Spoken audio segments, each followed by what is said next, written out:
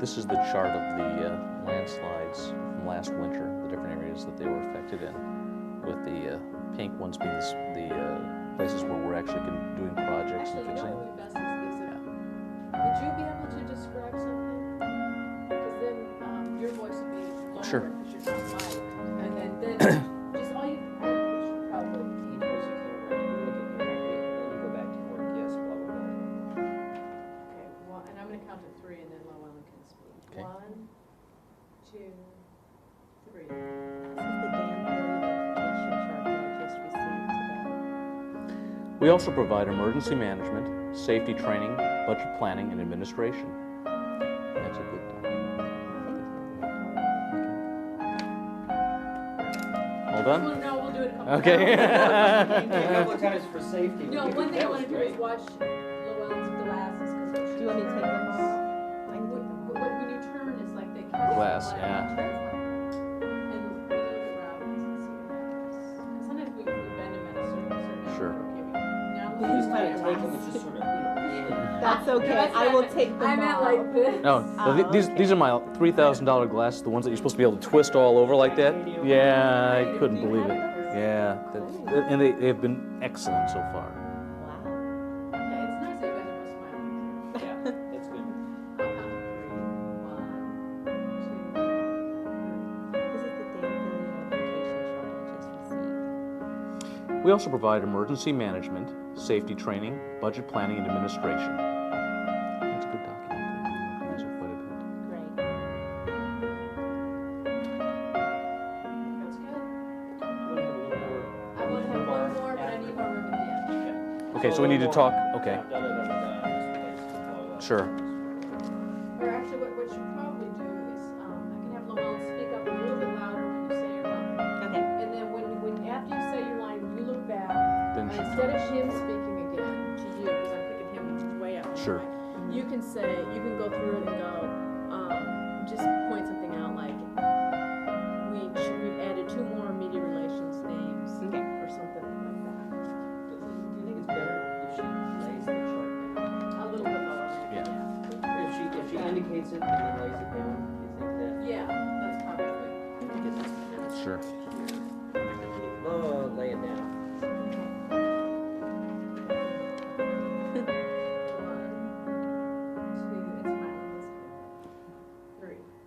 This is the dam failure notification I received for the South Fort. Sorry. Let's Let's just leave that out. That's a tongue twister. Okay. 1, 2. This is the dam failure notification I recently received. We also provide emergency management, safety training, budget planning, and administration. I did have one question about the media relations person. Should we add 1 or 2 more? 2 would be good. Okay. I'll have them redraw. Yeah. Okay, Thank you. all That's done? a wrap, yeah. No, that's not how French was. Yeah, get a slate, yeah. And then what did they say at the end? Cut. That's a wrap. That's her. And serve as a link to other departments and the utility. Then answer the phone. Hi, Robin.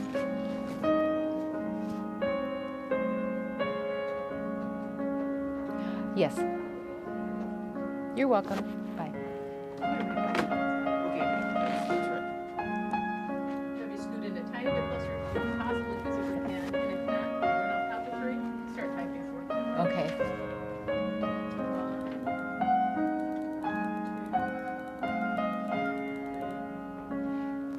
And serve as a link to other departments and the utility. Thanks, Maya. So we'll let you do it in your own pace. You can count to like 6 in your head, and be working on your document, and then Okay. Okay. and then I'll just start whenever you're ready. Okay.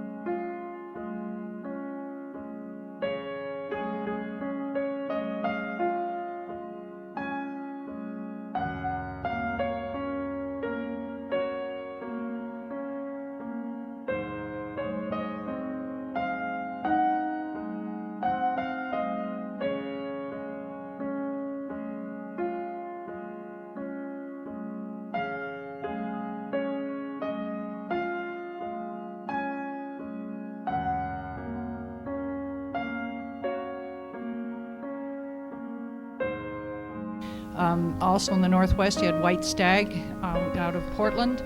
You had Edelweiss out of Tacoma. Then Pacific Trail was on the lower end of the ski wear end of the product lines. But we had, at 808 Howell Street, we had 130 to 180, 200 sewing machine operators there all the time. And most of them had been there for years and years and years. And of all of the stretch pant, we owned the stretch pant market. By 1985, we owned the stretch pant market in the United States.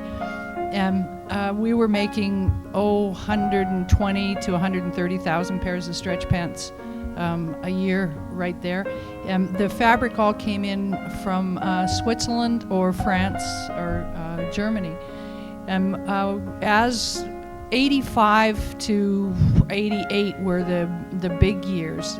The early years in the 70s in the ski industry, where the industry was exploding. I mean, you saw K2 just burst on the scene at Vashon. And we used to joke that you really had to shoot yourself in the foot to not make money in the 70s in the ski industry, because you just had everybody taking up skiing.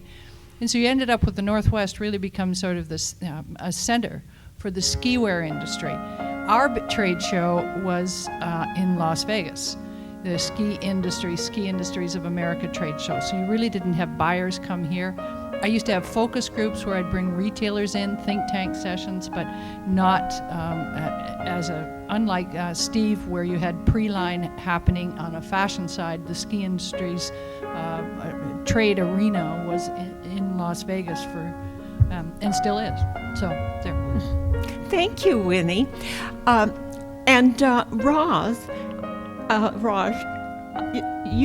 Shaw Safari has really put young men's casual wear market on the map. And what was happening how was that developing in the 80s? Well, it was interesting because, right after Britannia, there was an explosion of some really great brands, sportswear or denim.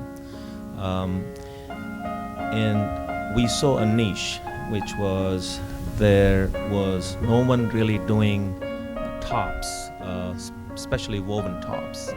And we were fortunate that that niche panned out, where we found that we were selling 3 to 4 tops, Shaw Safari tops, for every bottom that was being sold. And in our business, you definitely get really turned on with numbers and product, how it's checking out at retail. And by 1989, NPD, which is a National Product Research Group, sent us a notice. It was a good notice, stating that we had reached, as Shaw Safari, 24% of the national market share. And we had no idea. And we were just so thrilled. And as we looked at the company holding the second largest market share at that time, it was 12%, and it was collective of all the private labels. So we were quite shocked.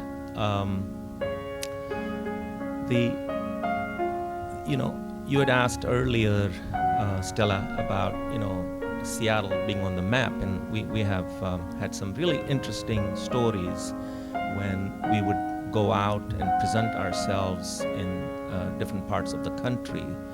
And one of the stories which we still laugh at today is we literally had some buyers in South who thought that Seattle was part of Canada. Or we had still on dog sleds and part of Alaska. Right. Yes. Thank you so much, Raj. And Dean, I mentioned guru of the merchandising. He has really made a big contribution to Nordstrom. Now tell me, were you at Nordstrom in '85? Maybe you could tell the audience where you were and where you are today with your new company, Tailorbird. Okay.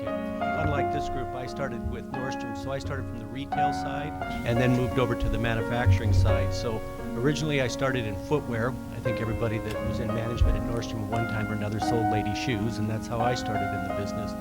But then went into men's shoes buying and was really one of the first product development people for the company. Developed the Nordstrom boat shoe, the little sailboat that you see on everything and all the shirts and that.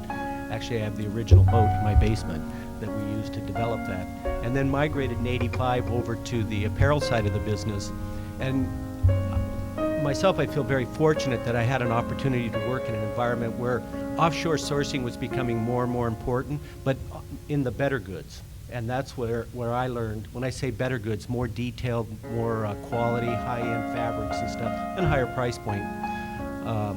So from that, it required us to be very detail-oriented about our specification packages, about all of the way we did our business day in and day out. And what generated from that one person back in 1981 to, I retired 3 years ago in the product development area, we grew to about 500 people, which represent about 20% of the total business that's done at Nordstrom. From that, after retirement, I couldn't get it out of me. I wanted to go and start my own brand, and hooked up with a couple gentlemen in New York who are quite a bit younger than me, and it's worked out very well for us. We still source internationally. We buy product from Europe. And what's interesting about the business, just give you a little light of how it's changed, is we may buy our textiles in Italy. We'll ship them to, let's say, Hong Kong, and then the sewing may be done partially in Hong Kong, or it may be done in China, or in both places, depending on what happens to be the quota situation. Even though there is no such thing as quota anymore, it does have, there are controls in place. We may buy our buttons from Japan, or we may buy our buttons from Europe, Italy or that, or we may buy Brazilian Crenosa buttons made out of the nut. Our sewing thread may come from the US, it may come from China, embroidery thread from Korea. The labels could be made in Hong Kong, or they could be made. So what it is, it's bringing all these things from all over the world into one location and making the delivery. And so I think the biggest thing that young people now learning in the business is the whole detail-oriented aspect of it. We're really instruction writers now, and we only have one shot of our sampling, just like it was mentioned from the Britannia these days. Thank you, Dean. Another guru, in my opinion, is David Edelstein. In foundation design, it's all about branding and all about researching your target market and then creating the product to appeal to that target market, and probably a lot more of that. So, David, what were you doing in the 80s? And maybe you can share with people what you're doing today, which is very vital. 1880. Did I say 90s? I mean, I'm the oldest person, but anyway, as to the first thing that you brought up, actually, we did early on as an organization have a vision for being vertical branders, which means that we'll work with people to start companies from the very beginning, take out the testing, and develop it all the way to the consumer. Those steps along the way would include labeling, graphics, hang tags, all that kind of thing, plus taking the products to the trade via Pre-Line or the trade shows that were mentioned by Winnie in Las Vegas, and now the men's and women's shows are there too, but through trade shows and through research and to the consumer level. So we call that vertical branding. To do that, we had to create a number of disciplines that interacted together. So we're a full-service architectural firm. We build buildings around the world, but not skyscrapers, maybe 14, 16,000 square feet for our clients, and then bring them to a level of branding that supports what the vision of the company's about. A lot of words, but that's what we do. In addition, we're a full-service advertising agency, so we have television, radio, print running, and then interior design group and a graphic design group. So all those things put together create what we feel is the soul of a brand and or a single voice that can be expressed in all these different media. Along the way, in the 1880s and the 1980s, we were looking at how to fit in and looking at Seattle, and we lived here but we wanted a job where we could travel and still have the best of life, and thank God we were given that opportunity. And how that occurred for us was to say, clearly, as a goal, we did a lot of work and consulting ourselves on ourselves and so on, and in the early 80s decided we wanted to help put Seattle on the map. I don't say we did that at all. Certainly I'm not a guru. All you have to do is ask the people I work with, but or our clients. All we ever did, Yes. all I ever did was follow Steve around, basically, from company to company, and that created a whole occupation on its own. So, and as he was successful, we would stand up and say, look, so, and we still do that today with Steve and others. It's a relationship business, and quite frankly and honestly, we did say we want as a job in life to put Seattle on the map, and that's really changed because now the world's so interconnected, and something that happens in Seattle that was once to be admired as very Seattle now affects the whole world, and vice versa. It's not so much a competitive effort anymore. I think all of the manufacturers need each other to do well because there are so few, left. When you look at what's happened to the tailored clothing industry in America, when you look at what's happened to so many different things, and I'll turn over the microphone now, but we were very interested in creating Seattle as a fashion capital to bring people here, and we're so sorry we did. But actually, David's very modest. He was instrumental in the development of many of the fashion companies in Seattle. He worked with Britannia Sportswear when they started. He worked with Genera Sportswear when they started. He worked with many others. One of recent note, Tommy Bahama. That brand imaging, the store design, everything was done by Foundation. And he works internationally now with Victorinox, Swiss Army, and other companies. So he's a brand powerhouse.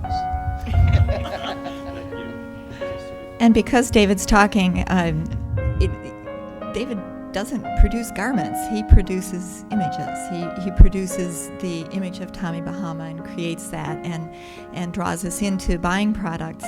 And for me, coming up through the industry over the years, what I've seen is a huge shift away from production toward marketing. I remember first jobs I had, there was a sales force, and there was a sales manager, and go on the road with samples and sell the product.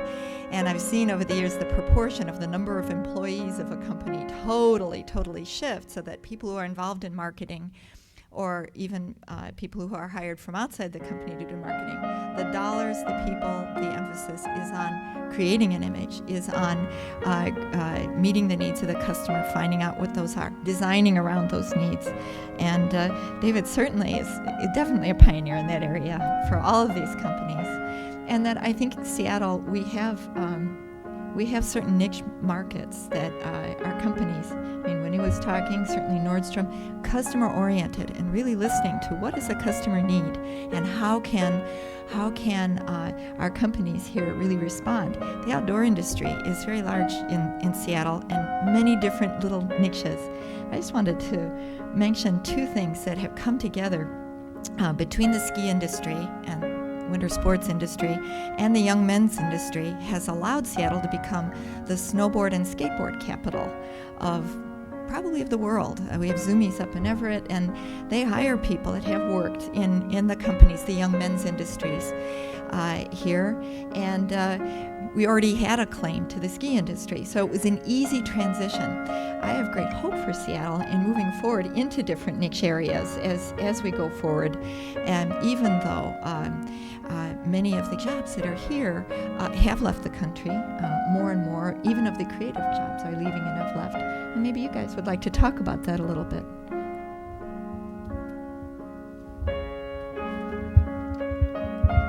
I think that's a very interesting subject because, in the 70s through most of 80s, we had what I would call a very generic fashion markets. If you had something that worked in one part of the country, chances are that it's going to move to rest of the country. Sometime early 90s, we realized that America is changing in its demographics. And when I say demographics, it's not just the race, the color, the age, but also in the demographics of the liking of fashion. Lifestyles were being developed, but in many cases, fashion was lagging to keep up with the lifestyles. We've been fortunate at Shah Safari and International News, where we have repeatedly capitalized on recognizing a lifestyle that may be entering into these demographics. And whether it is, as we had been told many times, with the brand Mecca, Mecca USA, which sort of has been referred as the father of the urban hip-hop brand, or denim brand like Etienne Ozeki, which is a very high-end brand sold now in Europe. It's interesting, though, that we do not strive anymore to sort of like how in the Britannia days they went after to build a 300 million plus business very successfully for that time. But it's today about hitting that niche, doing the best you can within that, and staying true to it. One of the things that has been very exciting and interesting, and I want to share this because in the video there was discussion about offshore production, which I think now is called outsourcing. Technology guys like to change all the terms because they're ruling right now. But we have found, many a times, as we launch a new brand, even before we're getting traction for that brand in this country, we have people waiting in Japan and Europe, sometimes Canada, who are willing to sign on distributions, a commitment. And that is really exciting, because I had always dreamt of a time where our fashion and the looks we do can translate globally. And at one time, we would go to Europe and other places for inspiration. But now, people travel to this country to get inspiration. They travel to this country to find brands. And many of our brands are now distributed in 60-some countries around the world. And to me, that's really exciting. The other thing I would share in terms of offshore is,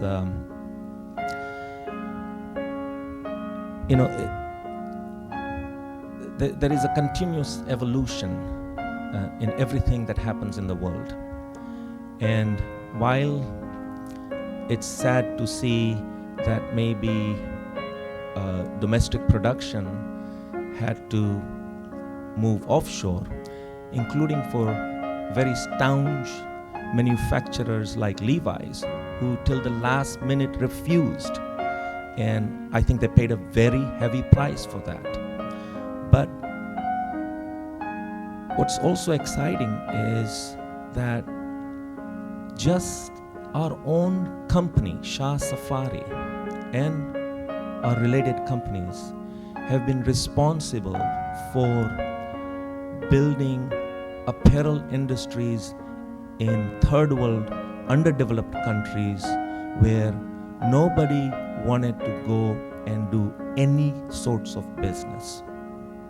Today we have over 4,000 people manufacturing in Africa, specifically in Kenya. To me, that's a wonderful thing, because here is a continent that has been completely overlooked. And I had the privilege some 6-8 months ago when President of Uganda was visiting here, and through some contacts ended up spending an hour and a half with him with 3 or 4 other business people. And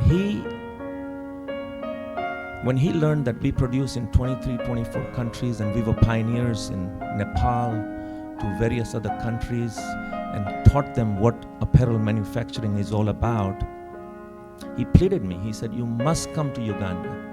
He said, "I do not come to America and ask for aid. I'm asking for business so that there is commerce and my people can get engaged into work." So I think through this wonderful history that Seattle apparel manufacturing has with great things that so many of the people on this panel have done to contribute, it is definitely very far-reaching in how we touch the rest of the world. Thank you. Thank you. Steve, I mentioned that when I was in China, you and Ruth were in China setting up liaisons with China. They were seeking your expertise in building the apparel program. Did you have any idea at that time how it was going to open up the gates of production in China? Actually, not entirely, but it was definitely a goal of ours to go into China and develop production facilities. There we had the support of the Chinese government. This was very early when visas were still required, and very few Americans were traveling to China.